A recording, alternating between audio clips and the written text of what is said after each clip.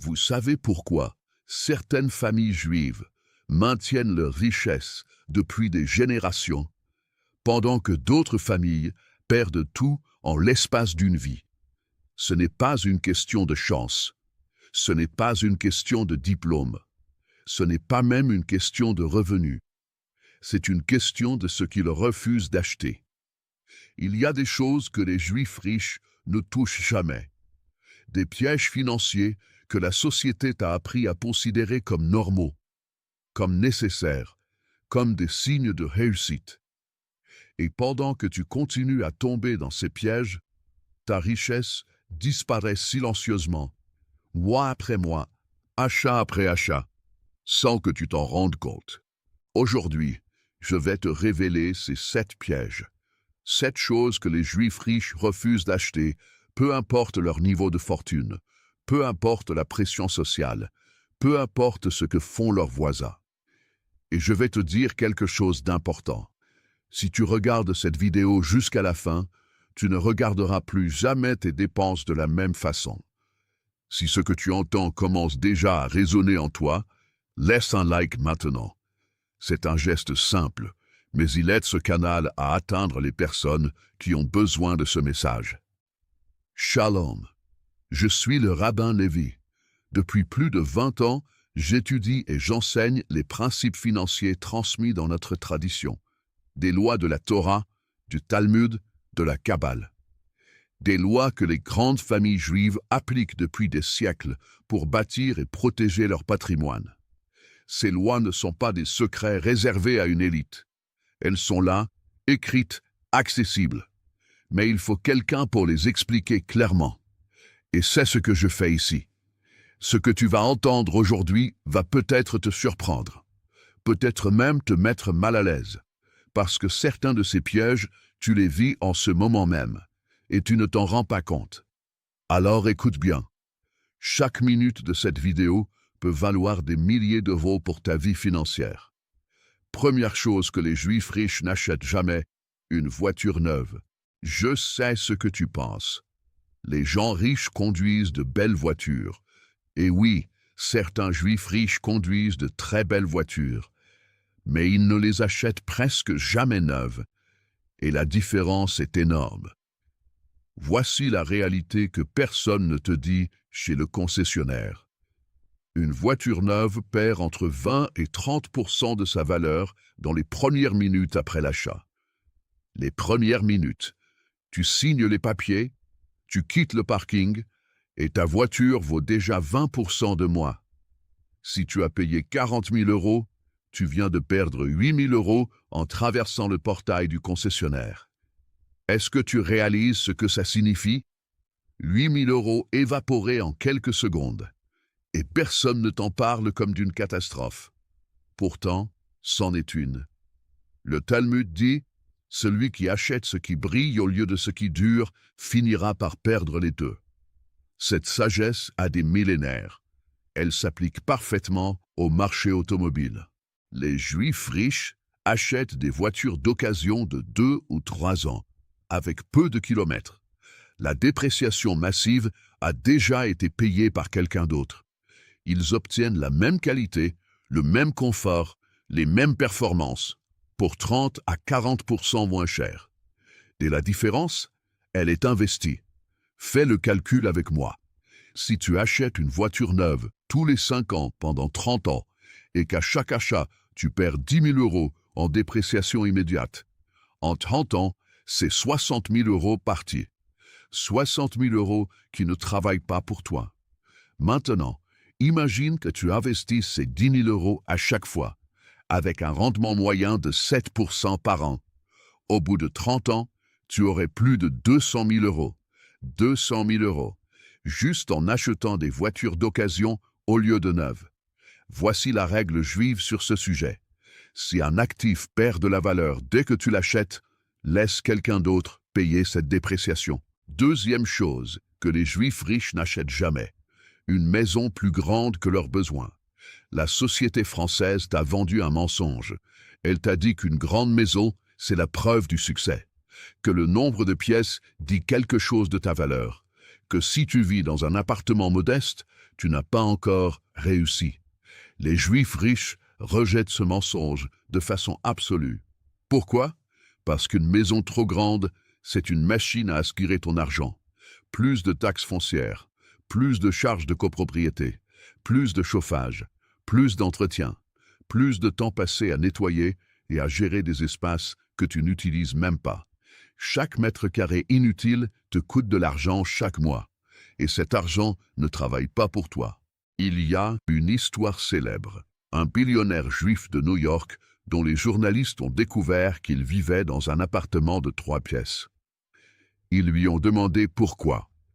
Il a répondu « Pourquoi payais-je pour des pièces où je ne vais jamais? Mon appartement a tout ce dont j'ai besoin.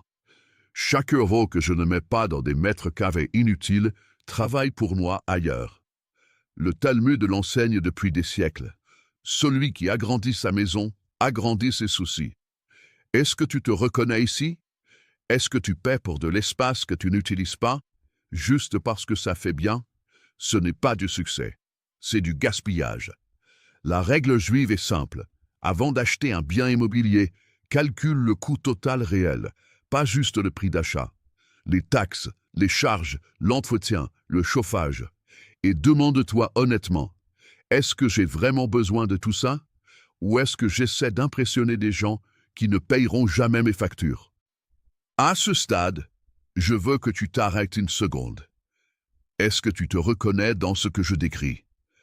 Est-ce que tu as déjà fait l'un de ces achats, une voiture neuve, une maison trop grande, en te disant que c'était mérité, que c'était normal? Ce n'est pas un jugement.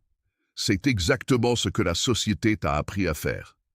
Mais aujourd'hui, tu apprends autre chose. Commente maintenant. Je commence ce soir. Une porte s'ouvre dans ma vie. En écrivant ces mots, tu entres ta décision. Tu envoies un signal. Et le rabbin Lévi lit chaque commentaire et bénit personnellement tous ceux qui s'engagent. Troisième chose que les Juifs riches n'achètent jamais. Des articles de marque pour le logo. Louis Vuitton, Gucci, Rolex, des noms que tout le monde reconnaît immédiatement. Et c'est exactement le problème. Quand tu achètes un sac à 2000 € avec un logo bien visible, tu ne payes pas pour la qualité. Tu payes pour que les autres sachent que tu as dépensé 2000 €. Tu payes pour leur regard. Tu achètes leur approbation. Il existe un proverbe yiddish que nos ancêtres répétaient. Celui qui s'habille pour les autres se déshabille pour la banque. Réfléchis à cette phrase. Elle résume parfaitement ce piège. Les Juifs riches achètent de la qualité, absolument. Ils apprécient les belles choses, les matières nobles, les objets qui durent.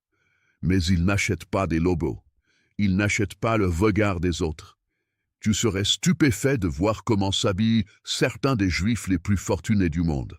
Des vêtements sobres, sans ostentation, sans logo visible, mais des matières excellentes, des coupes impeccables, des choses qui durent 10 ans. Fais le calcul. Un sac de marque avec un grand logo coûte 2000 €. Un sac de qualité équivalente sans logo coûte 300 €. La différence est de 1700 €. Pourquoi? Pour un logo. Pour que des inconnus dans la rue sachent combien tu as dépensé. Un Juif riche prend les 300 € pour le sac et il investit les 1700 € restants. En 10 ans, avec un rendement moyen, ces 1700 € deviennent plus de 3000 € sur un seul achat. Multiplie ça par tous les achats de marque que tu fais dans une vie. Les vêtements, les chaussures, les accessoires, les montres. Et tu comprends pourquoi les richesses restent là où elles sont. Le Talmud dit « Ne regarde pas le récipient, mais ce qu'il contient. » La substance, pas l'apparence. La qualité réelle, pas le symbole de statut. Quatrième chose que les Juifs riches n'achètent jamais, les gadgets technologiques dès leur sortie.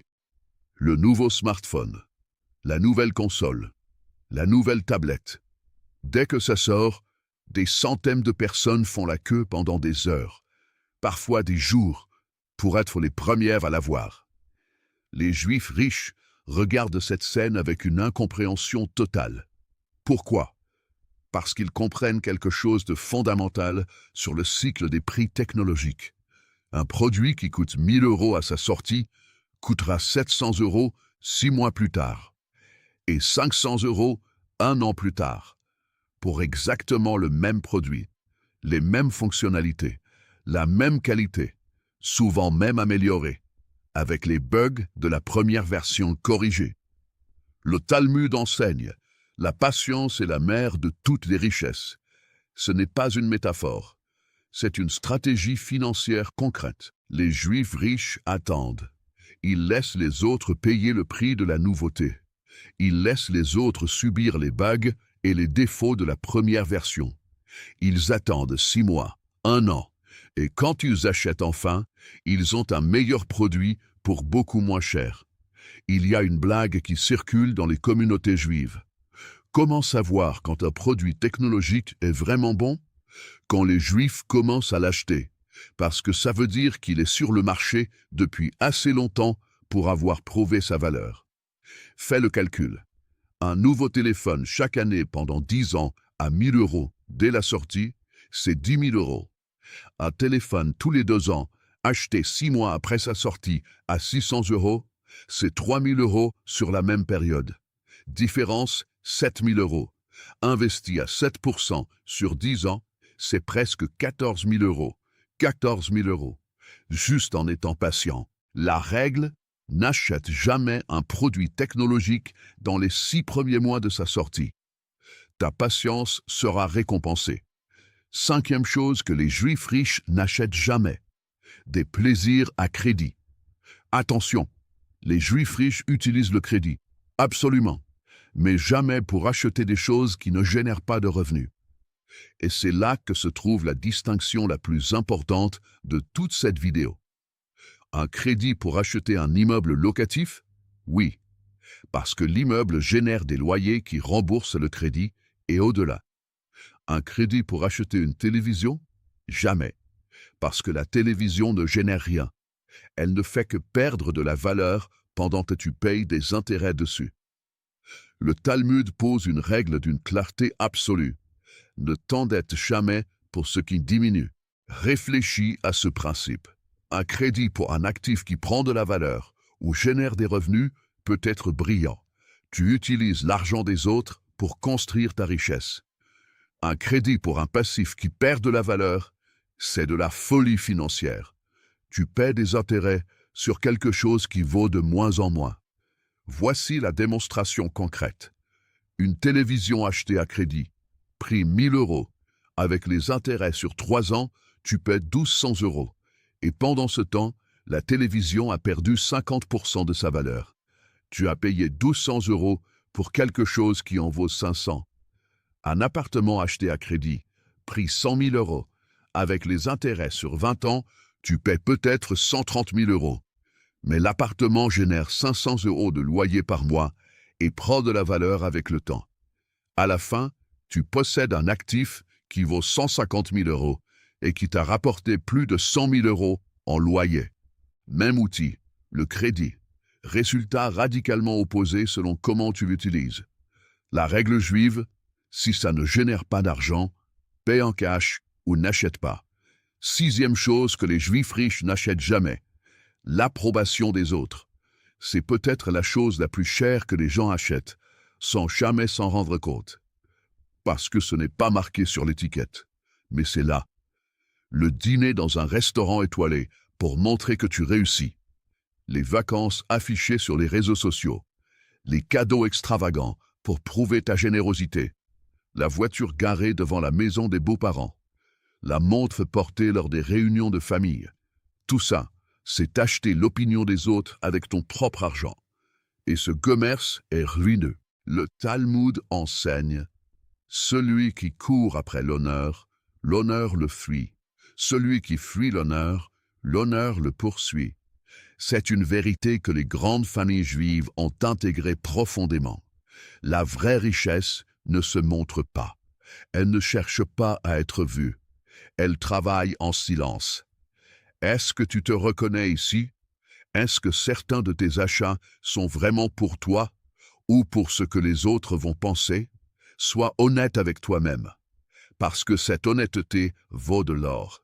Il y a l'histoire d'un juif fortuné invité à un mariage somptueux. Tout le monde était habillé de façon extravagante. Lui est arrivé avec un costume sobre, simple, élégant. Quelqu'un lui a dit « Tu es millionnaire et tu t'habilles comme ça ?»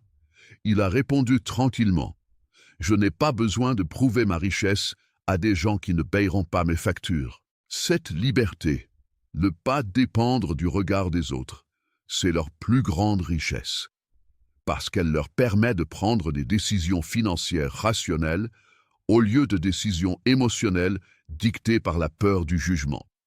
La règle, avant chaque achat important, pose-toi cette question. Est-ce que j'achète ça pour moi ou pour ce que les autres vont penser? Si c'est pour les autres, n'achète pas. Leur approbation ne vaut pas ton avenir financier.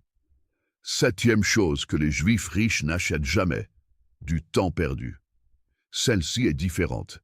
Ce n'est pas un objet, ce n'est pas quelque chose que tu trouves dans un magasin, mais c'est peut-être la plus coûteuse de toutes. Les Juifs riches refusent d'acheter des choses qui leur font perdre du temps sans créer de valeur. Un abonnement à une plateforme de streaming qui te fait passer 3 heures par soir devant un écran sans rien apprendre, c'est acheter du temps perdu. Un jeu vidéo conçu pour capturer ton attention pendant des centaines d'heures, c'est acheter du temps perdu. Des applications infinies conçues par des équipes entières d'ingénieurs pour que tu ne puisses plus t'arrêter de scroller, c'est acheter du temps perdu. Le Talmud dit « Le temps est la vie. Celui qui gaspille son temps gaspille sa vie. » Les Juifs riches sont obsédés par la valeur de leur temps. Chaque heure a un coût d'opportunité. Chaque heure passée à consommer est une heure qui ne peut pas être passée à créer, à apprendre, à construire. Et ils se posent toujours la même question. Est-ce que cette chose va m'aider à créer de la valeur? Est-ce qu'elle va m'éduquer, me connecter avec des personnes qui comptent, me rapprocher de mes objectifs? Si la réponse est non, ils n'achètent pas. Un abonnement streaming coûte 15 € par mois. Ce n'est presque rien. Mais si tu passes 3 heures par jour devant l'écran, c'est 90 heures par mois. 1080 heures par an. Imagine si tu utilisais ne serait-ce que la moitié de ces heures pour apprendre une compétence, construire un projet, développer une source de revenus. Quelle serait la valeur réelle de ce temps? Les Juifs riches font ce calcul et ils choisissent d'investir leur temps au lieu de le consommer. La règle, avant d'acheter quelque chose qui consomme du temps, calcule combien d'heures ça va te coûter réellement et demande-toi ce que tu pourrais construire avec ce temps à la place. Voilà les 7 choses que les Juifs riches refusent d'acheter. Une voiture neuve, ils laissent quelqu'un d'autre payer la dépréciation. Une maison plus grande que leurs besoins. Ils achètent pour leurs besoins réels, pas pour leur ego. Des objets de marque pour le logo. Ils achètent la qualité, pas la visibilité. Des gadgets dès leur sortie, ils attendent que les prix baissent et que les problèmes soient résolus. Des plaisirs à crédit, le crédit est réservé aux actifs qui génèrent des revenus. L'approbation des autres, leur regard ne vaut pas ton argent. Et du temps perdu, chaque heure compte trop pour être gaspillée. Ces 7 règles semblent simples. Elles le sont, mais leur puissance est immense. Si tu appliques ne serait-ce qu'une seule de ces règles dès cette semaine, tu garderas plus d'argent.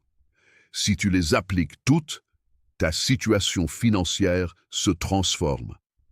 Pas en un an, en quelques mois, parce que la richesse ne se construit pas seulement en gagnant plus. Elle se construit en perdant moins, en disant non aux pièges que la société t'a appris à trouver normaux. Les Juifs l'ont compris depuis des millénaires. Maintenant, tu le sais aussi. 3 choses simples avant de fermer cette vidéo. Écris dans les commentaires maintenant. Je commence ce soir. Une porte s'ouvre dans ma vie. En écrivant ces mots, tu ancres ta décision. tu envoies un signal à l'invisible. Et l'invisible répond toujours à ceux qui s'engagent. Le rabbin Lévi lit chaque commentaire et bénit personnellement tous ceux qui s'engagent. Laisse un like et abonne-toi en activant les notifications. Chaque semaine, je partage des lois spirituelles de l'abondance que le monde ordinaire ignore. Tu ne voudras pas manquer ce qui arrive. Partage cette vidéo avec 3 personnes sur WhatsApp maintenant. 3 personnes dans ta vie dont tu sais qu'une porte est bloquée. La bénédiction coule quand elle est partagée. Et celui qui partage reçoit toujours en retour. Que la paix s'installe dans ton foyer. Que la stabilité entre dans tes finances.